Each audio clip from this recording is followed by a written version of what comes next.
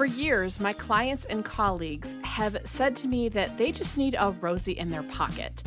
What they mean by that is reminders to bring them back to tools and resources that can help them be better in the moment, and a voice that challenges their thinking and encourages them to live their best and most fulfilled life. I always took it as a compliment and had a good chuckle about it. And after so much feedback and prompting, I have decided to bring Rosie in my pocket to life. Small doses of learning and inspiration to guide you through this journey of life. Here's the teaching and inspiration that I want to share with you today. Do you ever find yourself saying yes when, if you're really honest with yourself, you want to say no? And then you end up feeling resentful or crabby as a result? Or do you find that you start to prioritize other people's needs above your own? So you will sacrifice yourself for them, or you will push your own needs aside to serve your team or to serve your friends or to serve your family. And then you feel exhausted and depleted and crabby, and maybe you're not even realizing that's happening. Well, if any of this remotely resonates for you, you are in really good company. And what I've been noticing this week is that so many of the conversations that I have with the clients I support are coming back to this notion of boundaries. And people struggle with it a lot, especially in this busy, hectic world that we live and work in.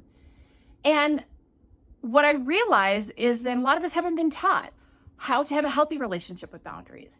It's really about being clear for ourselves and then communicating to those around us what is okay and what isn't okay. What do we need from a self-care standpoint to be the best version of ourselves? And what do we need from others to support us in that? And I think when we skip past that, a whole host of unintentional consequences show up. And let me tell you that the most courageous and wholehearted and effective leaders and people among us happen to be the most boundaried and diligent about their self-care as part of those boundaries.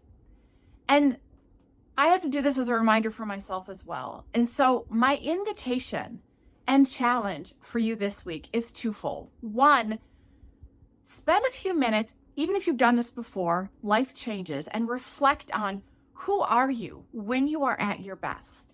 And then what are the things that increase the likelihood that that version of you can show up? So for example, I know I'm at my best when I have time to think and reflect and process and can be fully present with one another and can really leverage my values of growth and make a difference. In order for that to happen, I have to get a decent night's sleep. I have to move my body. That's like my stress relief and just what helps me clear my head out. I need to be diligent about having space in my calendar throughout the day so that I can effectively prep and follow up. And so how I schedule, what I say no to, how I need to reprioritize makes a difference. My second challenge and invitation for you is once you have that clarity, look forward just for the next week, maybe two if you're feeling bold, and look at where do you see dread as you look at your calendar, or where do you see there are not openings for you to tend to the things that fulfill you, that light you up, that allow you to be your best.